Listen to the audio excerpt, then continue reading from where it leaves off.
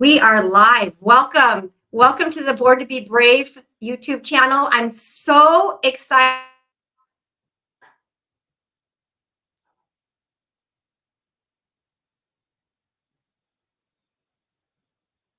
Portia, are you there? I am here. Yeah, it kind of glitched for a minute, but I am here. We're still, yep, Are we we're live. You're live. You're live. Okay. Well, I don't know if that was my internet or yours, but I'm so No. grateful to be here. And thank you for inviting me. Thanks. I'm going to just share with people who you are really quick from your bio, and then we'll go from there. How's that? Just so they know kind of who you are and how awesome you are, okay? Thank you. So it says Portia Louder spent almost 5 years in federal prison, and she describes prison as beautiful. Portia invites us to see the world from a different perspective. She's a writer, speaker, photographer, and advocate. Portia is a recovery coach and mentors at-risk youth and people with mental health struggles and addictions. Portia shares you can do really hard things when you know who you are. Boy, isn't that the truth? Mhm. And then it says, how do you fight despair and learn to meet the world with a loving heart? Portia teaches those lessons discovered in federal prison. She authored the book titled Living Louder, A Compassionate Journey Through Federal Prison, and has written a new book that will be released in May. And what is the name of your new book? It's Born to Be Brave. Yeah, I thought that was so cool that you have this podcast, and I just have been working on that book the last few years, and it's ready to go. So yeah, isn't that amazing? Yeah, we were all born to be brave. I actually believe we're all living below our potential, and that's why I want to remind people that they were born to be brave. And it says Portia lives in Saratoga Springs, Utah, with her husband Chad, and enjoys spending time in the sun with her children and her grandchildren. So, welcome, Yeah. gorgeous. Thank you so much for having me. Yeah. Yes. So, probably people, I feel like looking at your bio and just I read part of your book on the plane yesterday. I didn't get to finish it, and then I listened to every talk you've ever given and every interview you've ever given, and in the last 3 days. Yeah. And so I really feel like it was meant to be that you're on the show today. Can you just share a little bit about how you, like, your background growing up, a little bit about your background and your story and the journey that you were on? Yeah, I would be happy to. So I grew up in a small town here in Utah, in southern Utah, actually on the outskirts of a small town, and I'm the oldest of 7 children. My parents they're both still alive, and they're amazing people. Just like the rest of us, right? We have kids, nobody gives us the manual. And so my mother's mother had passed young, and she was a real hippie. My mom was like no structure, no rules. And so she had started having children, and she's a very loving person and super creative. So she wrote plays, and just we were always having fun, but there was just no rules to the way we lived. And then my father had this pretty serious PTSD. He'd been in combat in Vietnam, and so his life was like, he had a lot of anger issues and was really structured. So these 2 people started raising these kids, and we were wild. I mean, we were just like wild. We lived out in the country, and we played hard all the time. And by the time I was 12 or 13, I really started to struggle. And something that I've learned as a mother is that it's so important for us to know our worth, to know who we are, because we really can't give that to our children if we don't know who we are. And so, I think that my mom tried to give everything to her kids because she loved us, but she didn't know how amazing she was. And it's really hard as a child to know your worth if your parents don't know their worth. And so at 13, I started thinking that what boys thought of me was the most important thing. My first struggle was relationships, and I was baptized a member of the Church of Jesus Christ of Latter-day Saints when I was 8, but I really wasn't. By the time I was 13, I said, I'm done with that. I'm not going to go to church. I don't want anything to do with it. And because we did what we wanted in our home, I quit going then. Even school was difficult for me, but I liked the social aspect of it. My mom pulled my other siblings out, and they just kind of did homeschool or whatever they wanted to do. But I stayed in school But by the time I was 17, I was pregnant with my first child. So I dropped out at that point and I moved into a low-income apartment. And I just remember thinking, if I can just find the right man, that's all I need to do. If I can just find the right man, everything will work out, you know? And so That's a scary thought, right? so scary, especially because I really wasn't the right woman to find the right man. So whatever I'm looking for, you know, and I met someone that was 28, I was 18, and he made the grand offer, you should marry me because I can take care of you. What every woman wants to hear, you know, sweep me away. And I married him like a month later. And so it wasn't going because you guys were in love, right? Because he was my forever love. And as you can imagine, we had some struggles.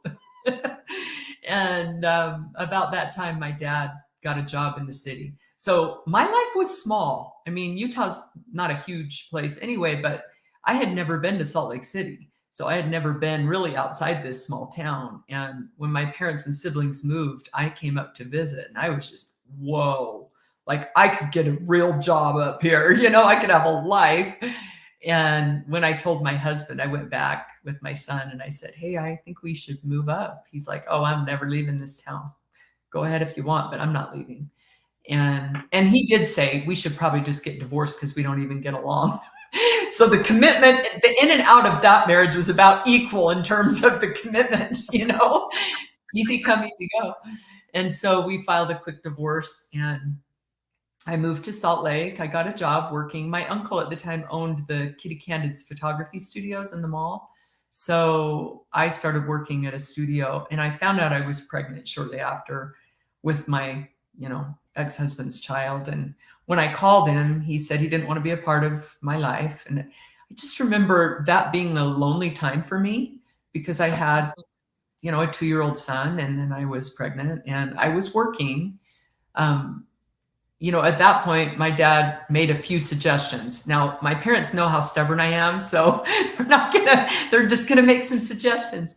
And because my parents were active members of the LDS church, my dad said, you might want to consider reading scriptures. That might help you. I said, why would I ever do that, Dad? You know? But I actually did. I started to read at night and I felt comforted, but it was a lot for me to try to understand. I didn't understand it all. I didn't really go to church, but after my daughter was born, my dad suggested that he said, why don't you let me take her to church and bless her? So we went to the church. I remember looking around again and seeing all these really nice ladies there that were married and had kids. And I thought, oh, that's what I need to do. I need to get married. Everything will be okay. You know? And so Portia? Yes. Portia? No one Yes. explained to you that dating is an interview process and that you were looking to see for a good match. No, you know, a friend of mine recently told me, she said, my love is conditional. You know how everyone says love is unconditional? She goes, no, my love is conditional because she's single. She goes, I have a whole list of conditions with my love, you know, when it comes to dating, I need to know, right? So, and I wasn't really good at picking people to date. I ended up getting pregnant again. So, and I've had people ask like, how does somebody get pregnant so easily? And I'm like, you know, that's a great question. I mean, I have 6 children and I have tried one time to get pregnant and I've gotten pregnant with every form of birth control. So I guess it's just people struggle with infertility and I struggle with overfertility. But I do remember when I found out I was pregnant, I was a single mother. I had 2 children and no child support. And I just remember being so scared. And I think that it was a combination of, you know, I'm not a great mother to the kids I have. They don't have a father. And it just was this overwhelming feeling. In fact, it was so overwhelming when I found out I was pregnant that I said a prayer. So you can imagine that must have been pretty scary. And I remember getting on my knees and saying, Heavenly Father, please help me. I don't know what to do. And I just remember feeling this incredible amount of strength. And I knew that I needed to place my child for adoption. The one you were pregnant with? Yeah, I knew that. I felt something inside me that just said, this child isn't yours to keep. And so I knew. Now, that wasn't something in our family. I remember my mom saying, why don't you just let me raise him? I can take care of him. I even told my mom, I said, Mom, we're not that good at raising kids. Like, you know, Let's be real here. let's just be honest. Like, we're not that good at it. I know we love our kids, but like, I think someone else could do a better job. Oh, so I started looking, and I didn't just, I went to several places looking for this family, and I knew when I met them, they were the people. They were his parents, and they were wonderful people. They supported me through the whole pregnancy. And they were there for every doctor appointment, and they were there the day he was born. And I remember watching them hold him for the first time. And then they left the room to go in the other room and be with they had other children too. And they just all wanted to spend that time together. And I just felt empty inside because, I mean, nobody talked about trauma back then. I didn't understand. I didn't have a counselor. You know what I mean? I don't know what I'm going through. All I know is that I prayed about it. I know that it was the right thing to do. And so I thought, well, I'm just going to go back to work and everything will be okay. And it wasn't, it wasn't okay. Like, I just felt so empty. I started to use prescription pain pills, first just to numb the pain. And then it just got completely out of control. And I remember thinking, I just need more pain pills and everything will be okay. It's always something outside of myself. I just have to find the answer. And my addiction went from prescription drugs to street drugs. I lost my job and my life got so much worse. I was leaving my children all the time. My parents were taking care of them. And I just, I didn't want to be around anything. I didn't want to be home. I couldn't do it anymore. And I remember coming home late one night and my little boy had been crying for quite a while. He was 8 years old. He had been crying for hours and my mom was standing there with him. And usually he loved being with my parents and our family. But this particular time, he's just, I want my mom. I want my mom. And when I got home, my mom looked at me, and I'd never seen my mom look at me like that because she was so loving of her kids. But she looked at me and she said, it was like she was hopeless, like she had lost hope in me. And she said, I don't know what it could ever take for you to change your life, but this little boy loves you so much. And if he's not enough for you, then nothing ever would be. And she walked away. And my little boy, I grabbed my son and I just walked downstairs and I laid on the floor and I begged God to take it from me. I just begged. I just curled up and I just sobbed. And I said, I can't do it anymore. I can't live like this. And my sweet little boy, he says, Mommy, why are you so sad? Mom, look, Mom. And he pulls me in the other room. And I said, Jason, I'm so ugly. And he goes, no, Mom, look in the mirror. Look at you. You're so beautiful, Mom. And that night I said to God, I will do anything to change my life. I don't care if I'm ever happy again. I don't care. I will never date again. Like, I had all these things. I'll give up everything you ask, just to not hurt these children who love me so much. Please take this from me. So I was at a good place because I didn't trust myself anymore. That's always a good place for me to be when I challenge my own thinking, because I am my worst enemy. And so the next morning I went upstairs and asked my dad where their bishop lived. And I had to be desperate for this. And I walked across the street and I said, I'm a drug addict. I need help. The bishop, he's on the porch. That was good. Yeah, it was good. My bishop says, whoa, okay. And I was a mess. And he called somebody that came and took me to my first meeting. And, my bishop was really honest. I'm so grateful for that. He told me I was extremely selfish. He said, I'm going to help you. He goes, and he was just honest. And I've learned to be grateful for people that will tell me the truth, because that means they care, and I knew he was in my corner, but he also made me promises. He said, I promise you, Portia, I promise you with priesthood power and authority that if you go to church and you read your scriptures and you pray, your whole life will change. And I'm like, I'm really desperate for the whole life change. I'll do what he said. I started doing those things. And it was important for me to go to 12-step meetings because I first started out at AA and I really wasn't an alcoholic, but it didn't matter. I just went to those meetings. And the thing that you find when you go to 12-step meetings is there's like genuine happiness in these meetings because people are being so open about their problems. Like, I love that about going to 12-step meetings. We're not all there pretending that we're okay. Everybody's like, I'm a mess. I need help. Such a great. I've been to a lot. I've been to a lot of AA meetings and Al-Anon. Yeah, that's awesome. Yeah, I love them. And so I still go. And everyone's trying to change. Everyone's trying to be better. Right. And I work in mental health, and that's usually the first battle for people is to say, I have a problem, I need help. Most of the time, people are saying, you have a problem, fix it so I can be happy, and that's never going to work. It's always us that needs to we're the problem in our lives. So, I started on this path and my whole life changed. It was very uncomfortable for me. It was very uncomfortable to go to church, to pray, to read scriptures. I felt no connection to God. It took time just to consistently do those things, but I was desperate. And so I did them, even though I didn't feel comfortable.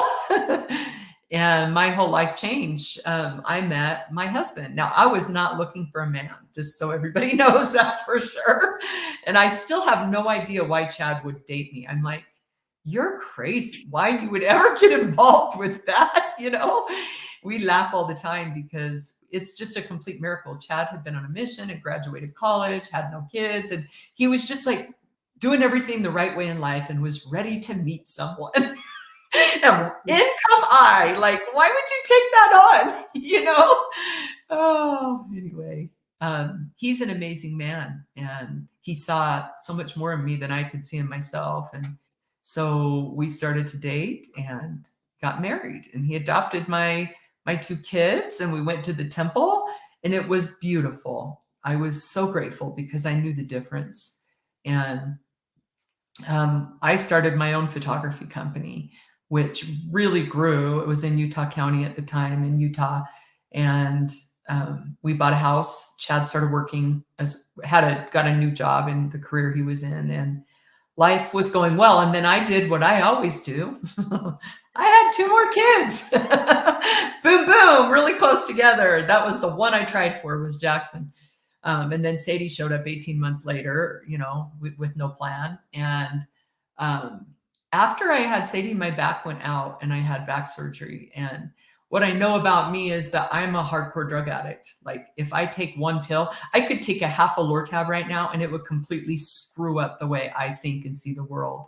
It disconnects me from God and from myself, and it tricks me. Like, as soon as I take a drug, it tells me, this is you. This is the best version of you. This is how you're supposed to live your life. It's like, everything's okay. It fills this emptiness inside me. And then that lasts for like 2 days, and then I'm like off to the races. And so I let the doctor write a prescription for pain pills. If I'm being honest with myself, already I was struggling. Like, I got way too busy and started losing those things that the bishop told me to do. And I wasn't going to support group meetings. And I started thinking that accomplishments was how I would fill that emptiness. And I was photographing probably 200 weddings a year. Like, I had a company and employee. Oh yeah. It was morning to night and several weddings a day. And I started building a new home to make a studio, and just, I had the grand idea, maybe Chad, you should quit and take care of the kids. I will support the family. I will, I hired a nanny, like these, and looking back, I'm like, balance, Portia, like everything you wanted you could have had with balance. Like, if you could have, I didn't need to make more money. I needed to spend more time at home and take care of myself. But go ahead. I think that's one of Satan's most powerful tools is busyness. Mm-hmm. And he keeps us distracted with busyness, right? And also thinking, oh, it's better over here. Yeah.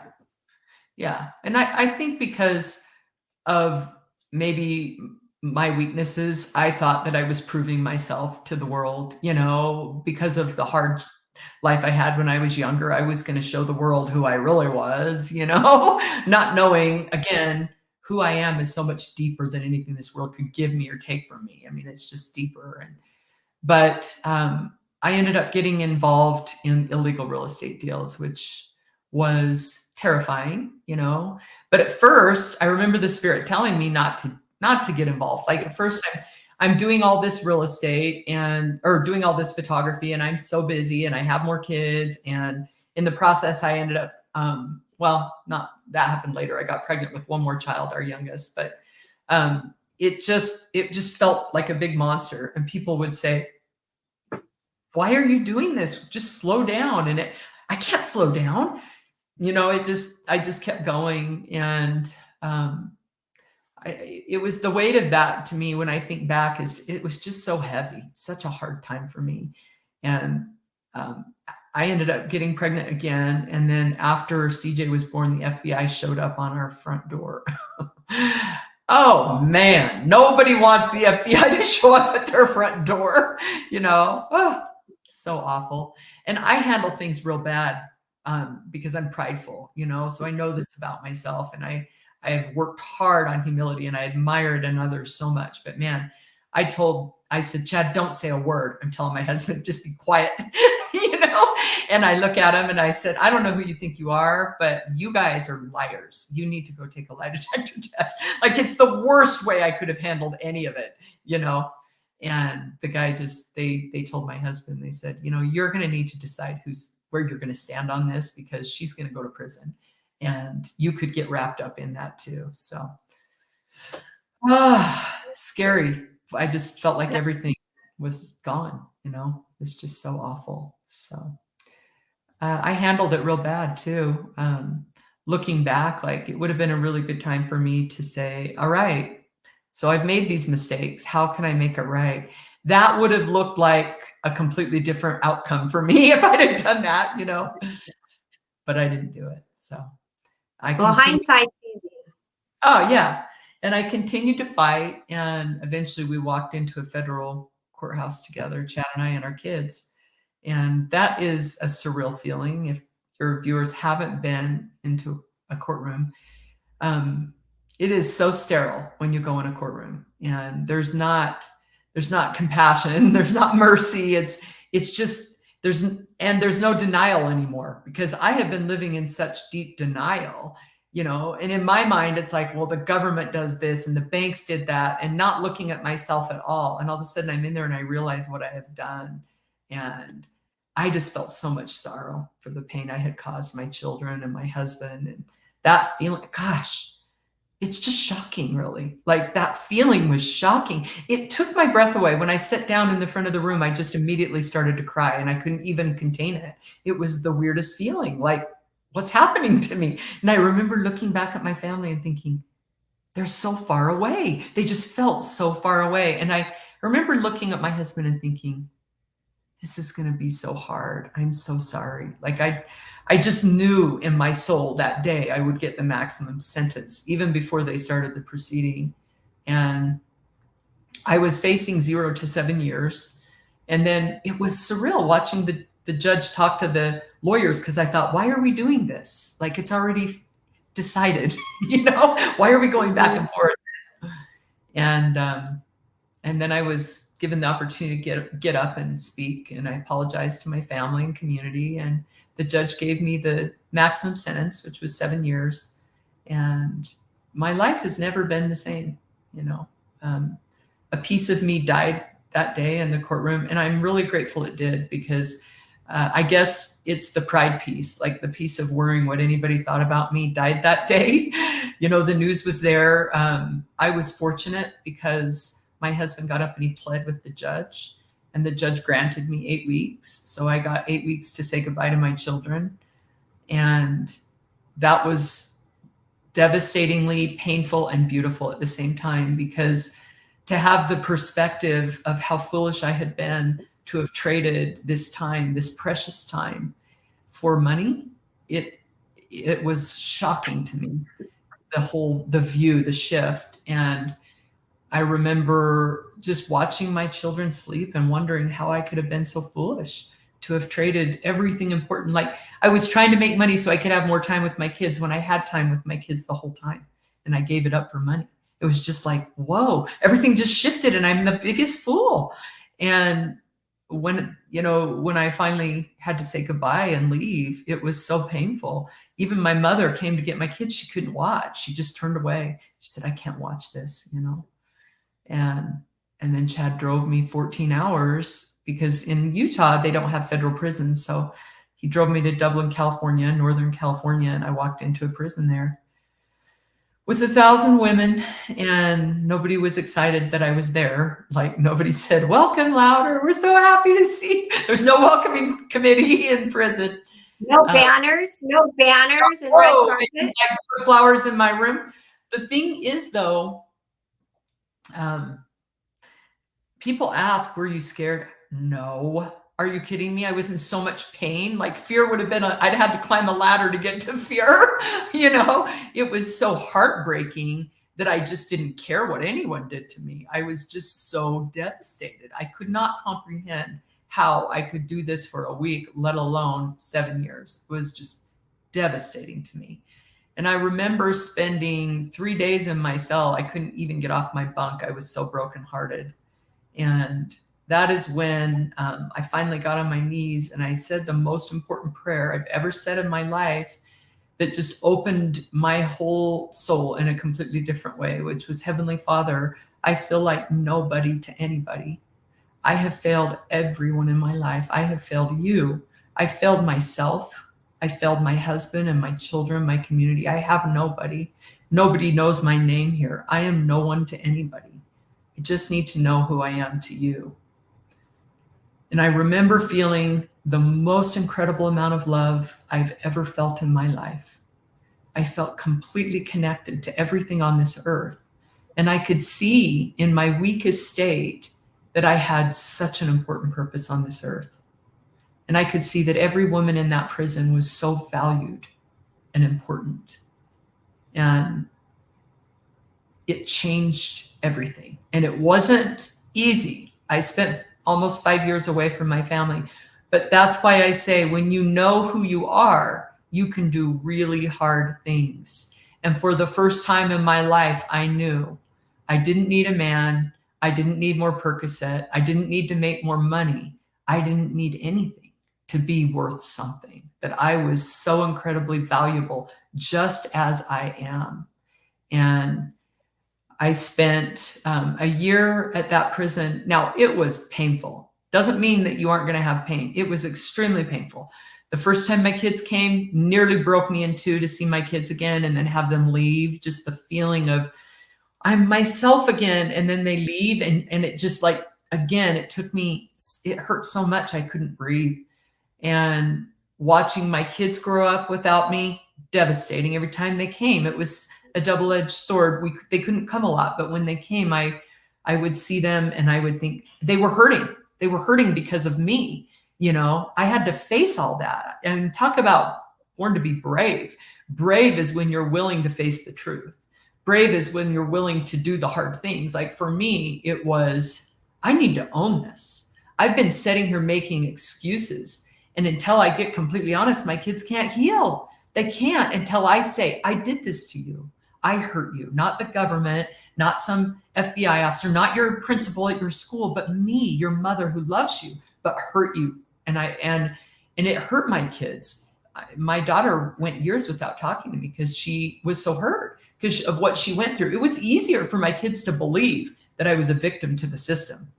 But what does that do to my kids? Then they grow up feeling like they're a victim to the system. And then what? They go to prison. I mean, it's a cycle. I can't do it. So the bravest thing I did was to get super honest with myself. It was also extremely painful. But that's where all the power lies to move forward, to admit it was me. I'm 100% responsible for where I am today, which means I'm 100% in control of where I go from here. But I can't do that without God. Like, now that I know who I am to God, I know who I belong to. I belong to everybody because we're all connected, It's amazing. Yes, we are. We are. We're all connected. And by the end of my sentence, man, I was so happy. I was joyful. I had done that work. I felt my soul had opened up, and I met women from all different walks of life. And I felt truly free. like freer than I've ever felt. I had to let go of who I thought I was to become who I was born to be.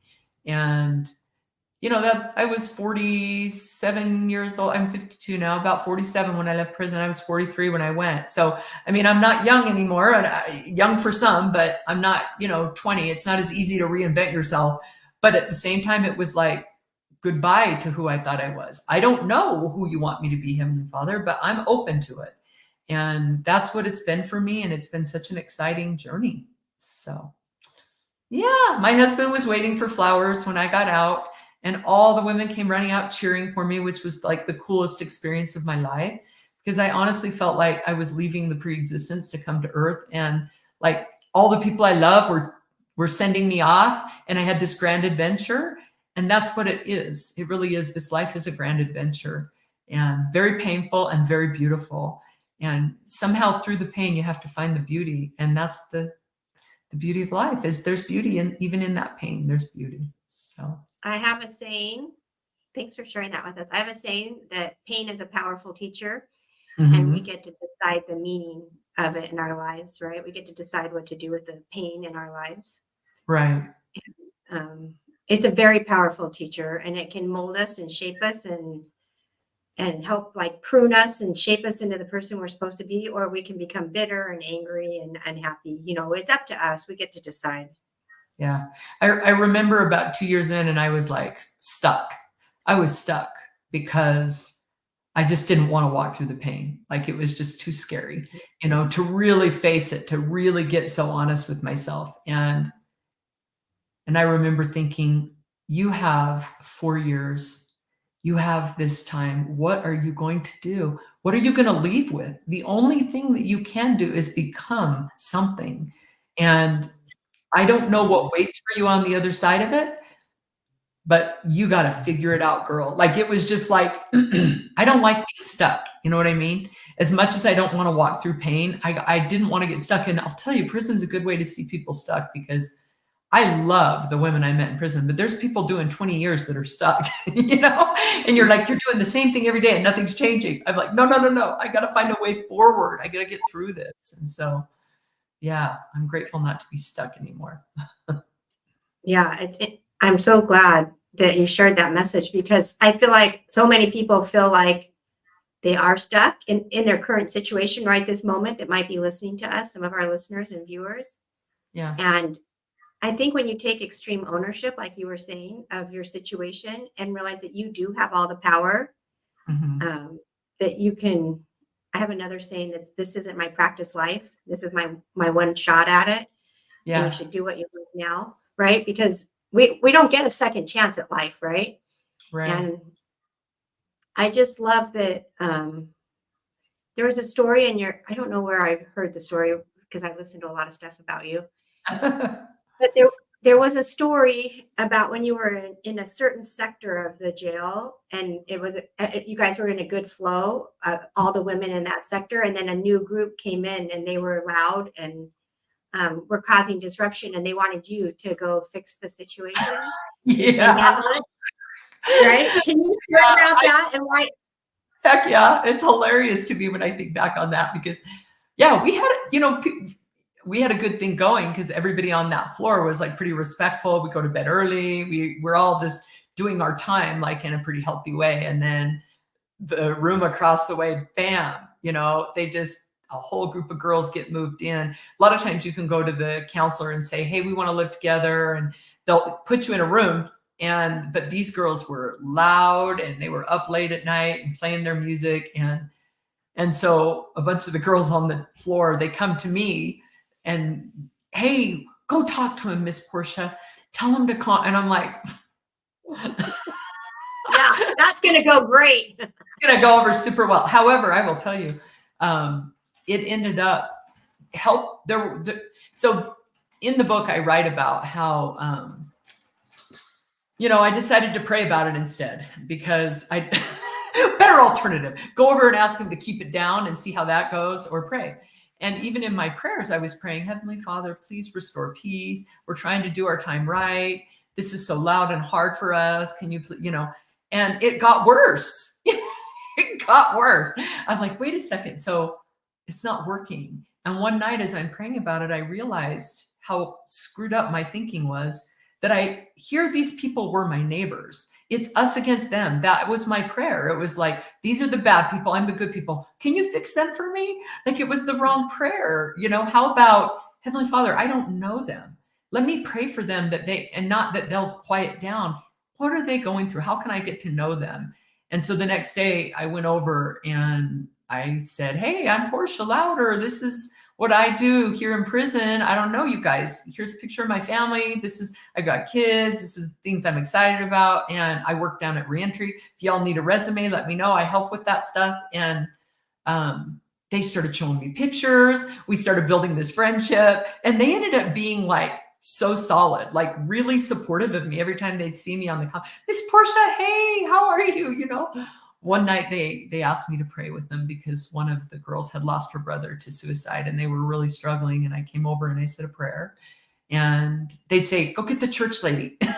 Have the church lady come pray with us. I'm like, why am I the church lady? I was the only member of the LDS church there, but there were lots of Christians there. But I think that they just, yeah, I guess I'm honored that they would think that. So I went over and prayed with them. And then after they apologized, they said, we're sorry, we're so loud sometimes. We'll try harder to be quiet. I hadn't even said anything to them. And what I didn't write in the book was that not only did they become my friends, but there was a situation where one of them got themselves into trouble. And all the girls were trying to figure out who told on them, right? Like, and they were walking up and down the aisle. Who got us into trouble? Who got us into trouble? And the one girl, she says, well, I know it's not Miss Louder because Miss Louder loves us. And I did love them. And I said, that's right. I said, and they said, she could have gotten us into trouble a long time ago and she never did. She loves us. It would definitely not be Miss Louder. And I thought, you know what? They know that I love them. And that made me happy. Like I don't know, when people say, that's why I can say prison is beautiful, because the relationships and the connections that we shared were beautiful. I really got to see people like different than we see them out here. You know, I really got to know and connect with people in a spiritual way. And now when I see somebody covered in tattoos, I'm like, that's my girl. Like, those are scars. I know what she's been through. I admire that person for their strength. She's my friend, and they feel that from me. And so it's put me in really cool positions since I got out of prison to meet amazing people and connect in beautiful ways. And that's why prison's beautiful to me. You know, it really was. So. Yeah. God is definitely in jails and prisons. Oh, And oh yeah. The Spirit's so beautiful. Right? Yeah, he's there. It's interesting. How a lot of people find God in prison. Yeah. And in jail. And people don't care how much we know unless they know how much we care about them. Right. And if we don't see them for who they are and we're just trying to change them or get what we want from them, people can feel that in an instant. And my philosophy, one of them is that we can't have an impact on someone's life that we don't have a relationship with. Because they're going to avoid us and stay away from us, right? They don't care anything about what we have to say. But when, like you said, Portia, they knew you loved them. When we come from love, which is what Jesus and God's example is to us, right? To love people. Right. Well, I like when you say people don't care how much you know until they know how much you care. Here, I've had people ask me, how can I connect with people in that population? And I said, well, you should figure out what you have to learn from them, because like I learned a lot from people in that population. They see things different. Like for me, for example, I had a really good friend, a woman who came in, Macy, and her parents were hardcore drug addicts and heroin addicts, lived on the streets. She lived in Utah, 30 minutes away from where I'm living, yet to find her parents, she has to go down to Pioneer Park in Utah and find them because they're camped up, you know? So she had, her whole life was, I mean, her parents were robbing pharmacies when she was growing up. So she just grew up with guns around all the time and drugs around all the time. And so it's likely, right, that she would go to prison. I mean, everyone she knew had been to prison or was going, because a child thinks that the habits of its home or their home or the habits of the world. Like they don't know. Other people don't have parents that are heroin dealers, you know?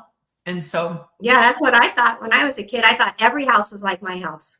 right. And that's what kids think. So we grow up in a good environment and then we judge somebody who is covered, looks different than us, not knowing that if I grew up like them, I would look like that. Like it's just how it is as a child. We are responsible as we grow up to change that narrative in whatever way we want to, you know, because no adult is a victim anymore. I mean, every adult has the responsibility at that point to decide what to do with what happened to them. But as children are victims when they are raised in certain environments. And so anyway, so this woman comes in and we meet and we just click. I loved knowing somebody from Utah and became good friends.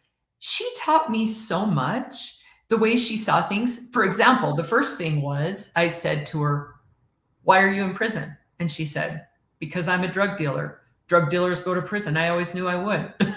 And I was like, "Oh." I said, "Well, not me. I never planned to go to prison. Like I'm not a drug dealer." But then I noticed that she had a freedom about her. Like prison wasn't as hard for her as it was for me.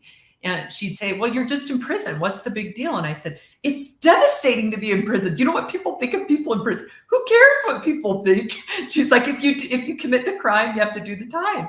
Well, after a while, I started going, why is she so much smarter than me when it comes to just owning her stuff? I did the crime, I have to do the time. Like, you know, there was a freedom in it for her. And the other thing about her was that she was like, I'm going to make the most of this. As soon as she got to prison, she goes, I want to learn everything I can. I want to better my life because I didn't have the opportunity when I was in the free world. I didn't have structure. I'm going to learn everything I can. Well, here I am fighting against it in my soul. Like, I don't belong here. Other people belong here. You know, this was before I'd really owned where I was.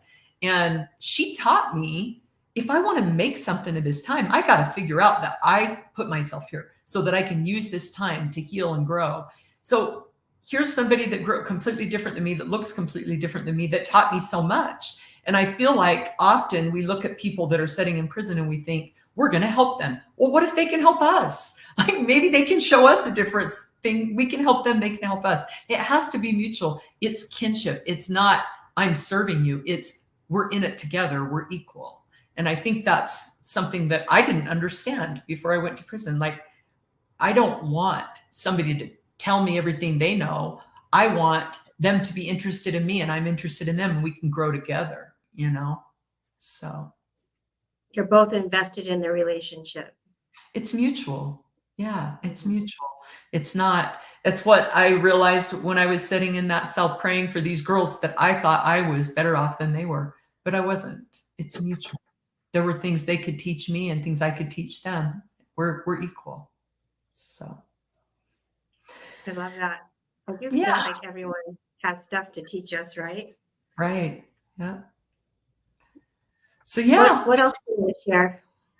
you know, I think that when I meet people, I think, don't give up, you know? If I would have given up when I was, I mean, if I could go back to my 21-year-old self or my 15-year-old self, I look at even pictures of myself and I have so much compassion for that little younger version of me because I just couldn't imagine who I really was. I didn't know how beautiful my life could be. I mean, it's so different than what I ever hoped it would be. If I could go back to my 43-year-old self, I mean, really less than 10 years ago, my life is completely transformed. So whatever your age, I don't care if you're 60 or you're 80 years old, there is something so beautiful. There's potential to learn and to grow and to change. And whatever you're in right now, it can become your blessing. And so as I've met people who are struggling with mental health, you know, I work in that field and I see women that I'm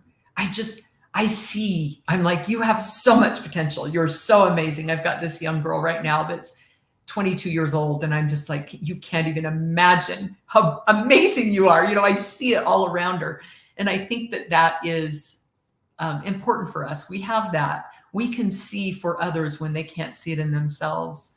That was really beneficial for me. There were times where I was in a lot of darkness and I had no idea who I was or what I was worth. My husband I went to the LDS addiction program, and the missionaries in that program saw me. Like they were cheering me on. They didn't have all the baggage. Sometimes as families, when we've grown up together and we've been through all the trauma together, it's really hard to see. We get scared and we start thinking it's just harder. It's easier to have the objective party. And so I think that's why it's good to get to a community that they can just cheer you on and see who you really are. You know, with my own children and the people I love, all the time, I fear, you know, I get in a place of fear. Oh, are you going to figure it out? And I realize the highest thing that I can give them is my trust and my belief in them, which means that I have to let go a little bit. Even when they're making choices that I disagree with, that I think, ooh, that could lead to pain, I still have to remember it's their journey. They're on it. They're going to figure it out, just like I figured it out, that I'm the example of not giving up. My kids won't give up. They'll figure it out, you know? And as parents, the most important thing we can do is get our own life in order, make sure we know who we are to our Heavenly Father, be so firmly planted in our own faith. If you're a member of the church, in your own covenants. If you're not a member of the church, just know your worth, find that connection to your higher power, whatever that is for you. Because when you're grounded in your worth, your children, it may take some time, but I promise you that's the best thing you can do for your kids, is take care of yourself. So I think that that's just something that I've come to know. This is their journey. I'm cheering them on, but I'm not going to try to tell them what to do, how to do it, or anything else. That's for them to figure out. So. And there's a lot of freedom and peace that comes with releasing expectations for what other people should look like or be, you know? Right. So much. Yeah. So much of yourself. Release those expectations of yourself. Like, I didn't know I was going to be the person that talked about prison, you know? What I knew was this: I wasn't going to come home from prison when something so beautiful had happened and my whole life had changed and be embarrassed about it because the world says I should be. I was like, yeah, it's not going to work for me, because I just did the most important thing I've ever done in my life. I found myself and I did the work. If you went to college and got a 4-year degree, you're not going to pretend you didn't. So don't tell me that what I did wasn't so important and so beautiful, and now I'm supposed to pretend like I'm not. No. And don't try to take my felony from me, because I stand with my people that are all felons. Like, I am perfectly happy with what I got. Like, I just wasn't willing to do that. And so I'm grateful that I had enough, like, just whatever, Heavenly Father gave me enough knowledge of who I am that I was like, I'm just not going to go home and pretend like this didn't happen. And it might have been a little uncomfortable at first, because I'd get up and bear my testimony in church and say, prison was such a good experience. Let me just share some of these neat experiences. Thank you for cheering me on. Thank you so much for taking care of my family and cheering me on. And they're like, what are they supposed to do but cheer me on when I tell them all they're cheering me on? You know, I just expected people to be so excited. I was like, are you going to do a mission, like a big sign for me, a welcome home? You know, but my word did it. My word and my community has done it. They have like stepped up and cheered me on. So it worked. And I think it's all a story we tell ourselves, right? Right. It absolutely is. Yeah. Mm-hmm. Tell us about your new book, Born to Be Brave. Since we Yes, I'm so excited about it. So I remember when I got home from prison and people said, you should write a book. And I'm like, oh, that's what? Like, I'm not a writer. I don't know. You know, I had been blogging and I had learned, I love to read. I'm an avid reader, but, and I was working at a drug treatment center and I was working graves at the time. And so I had these, mostly because I wanted to stay connected to the work I was doing in prison. And the girls loved my prison stories. So I just started writing, and pretty soon I had a book. And I learned a lot in the process. I didn't know. People ask, were you afraid people wouldn't like it? And I say, I didn't write it for people. I wrote it for me. I wrote a book I liked, you know, whether they liked it or not wasn't really that important. I wrote a book I liked. So I wrote it and I published it. And the beauty is that I now have it in prisons across the country on 500,000 tablets, and they can download it for free, both the Audible and the PDF version. And so, but then I didn't know, I thought, oh, it'd be fun to write another book, but I'm so busy speaking and other things and working. And I had a lot of incredible experiences, hard experiences since I got home. And I just and if you read the book, my brother took his life at the end of September. And afterward, there was a lot of family struggle going on. And finally, one morning, I just got up and said, I'm writing another book now. It was like, I've had it, and I could just dig into my own pain and kind of where I was and all the beauty of my experiences. And I wrote for 3 weeks straight. I had written like an outline for the book a couple of years before, and I had written a few things, but then it was just, bam, it's time. And I wrote 18 hours a day for 3 weeks and it was done. My husband would call and he'd be like, what's going on? And I'm like, do you need something? I'm busy. I just did a day, like 18 hours a day, And then I sent it off to the publisher. And the first book, I had lots of readers. I'd send it to prison and they'd read it. But this book, nobody read it but me. And I didn't care. I was like, I'm just going to send it to the editor. And the editor said, amazing, love it. And then send it to the next editor. And now I just got the cover. I sent it to you. So excited about that. And I was asked to speak at BYU Women's Conference. I'm going to do that in May, and it'll be out next month. And I'm so excited because it's more men's prison stories. Like it's because I've met so many men since I got home that have been to prison. And so their journey, and there's just lots of cool stories in there. So yeah, I'm excited to share Born to Be Brave. And when you reached out, I was like, how cool is that? Born to Be Brave podcast. So I love it. Yeah. Isn't that fun? It's interesting. I come to women's conference every year for the last 6 years. So I'll be there so we can meet. That'd be wonderful. Yeah. Isn't that fun? Yeah. One of our sons came home from his mission with cancer after 14 months. And I was living at the hospital because it wasn't going well. And my mom and my aunt forced me to go to women's conference because they said I needed a break. And I'm like, yeah, I don't need a break. My kid's probably dying and I don't want to be away from him, Right. And we were getting the news of if while we were at women's conference, he had his appointment with his oncologist and my husband went to get the reading of the last scan, and he hadn't been responding to treatment. Right. And so I really wanted to be there, but my mom and my aunt were like, we're kind of worried about you. We really think you should come. And so I was in the Marriott Center when my husband called and they FaceTimed me with with his oncologist, Dr. Frediani, and our son Carter. And they said that he was cancer free. I'm like, oh my gosh, it was like a total miracle. Right? Wow. Yeah. Wow. Yeah. I just remember I had come out of the Marriott Center, by myself. Everyone's inside listening. I just knelt down on the ground and thank you, Father. Right there at the Marriott Center, just like, oh my gosh, thank you so much for this miracle, right? Yeah. And I just feel like since then I've been on this path of like Heavenly Father's asked me to start this YouTube channel and do all these things. And so I feel like I want people to know that they are born to be brave. Like you're so brave, Portia, and you're helping so many people. I call people our fellow travelers that are here on the earth with us at the same time. And then we all are brothers and sisters. Yeah. And I just feel like the love and light that you're spreading is so important, and I have a lot of experience with jail. I've been in jail, not me personally, but been visiting. And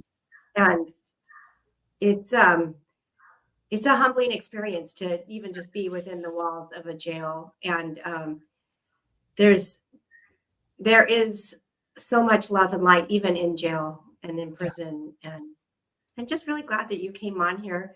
What last thing that I didn't ask or we didn't talk about that you think you should share? And then how can people find you too? Because we have 6 minutes left. We have 6 minutes. So what else do you want to share? PortiaLouder.com, or just Google Portia Louder, and I'm on Facebook, but I'm not too hard to find. What would I want to share? I would want to share that some of the things that I've learned is that the absolute power in truth. Being honest with yourself and others, to me, is the highest form of respect. I have found so much power in my life being truthful. And, I guess maybe the reason that's become so important to me is because my integrity was so weak. And I know what it feels like to be so weak. So it's important for me to have power in my life. And I've just come to believe the absolute power and honesty. And that, to the point where if I send a message and say, I can't do that, I almost think I should say, I won't do that, because if I can, but I choose not to, like I use my words carefully because I like the power of honesty. And so if you're in a place where you're struggling with, whatever it is, as you begin to practice that honesty with yourself, I'm feeling this way today. If my husband asks me, we're talking about something, I'll say, I'm feeling really angry right now, Chad, and he'll say, okay, and where it used to be, I would just kind of go off, but then he knows, let's step back and wait until I've calmed down and we can talk about it, So being honest with yourself and others is so important. And then just, you're so valuable. You're so incredibly valuable, and that everything can turn around. You can't see it, but it can, and it can happen fast. Like no matter where you're at in your life, there is a comeback story, and it is grander than anything you can imagine, because I felt so hopeless, so broken, so incarcerated, even before I went to prison, just so completely imprisoned. And I found total freedom through principles and the power of God. And it's available to everyone, no matter where you are or what you've done. There is no low that you can sink to that you can't come back from. I personally experienced it. And it doesn't matter if you're on number 2 or number 3, mistakes. Like I have been down the road. I've been down that road more than once. And I'll tell you, I'm tired of climbing out of holes. So I don't intend to go back down in the hole. But if you're in the hole again, there is a beautiful comeback for you. And yeah, just don't you ever give up. You've got too much beauty in front of you. So that's it. And I'm so grateful for this opportunity. So thanks, Portia, for taking time out of your day to come hang out with us and sharing your great spirit. And I do hope that every person realizes that watches this, that you were born to be brave, and that you are so much more capable than you realize, and that you're an infinite divine being having a mortal experience here, and that it's not your practice life, and that you can always change your life at any moment. And I believe anyone can, even in 5 years, your life can be completely different. In 1 year, your life can be, but in 5 years, you just can't. I look at my life, even in 5 years, the changes that I've made and just the person I'm becoming. And then I love that. Keep your promises to yourself more often and be kind to yourself, right? I think it's nice that we offer empathy and understanding to other people, but let's be compassionate to ourselves. So thank you. We hope you guys will like and subscribe to this and share this with your friends. You probably all have thought of one person that this message might impact. And I hope you'll share it with them, because it's through the power of story and connection that we empower other people. Maybe they are going to give up, and maybe Portia's story is going to really just feel so resonate with somebody, and it's going to make a huge difference. And you could be the person that shared that story with them. So anyway, I love you and I appreciate you. And thanks for joining us today. Thank you, Colleen.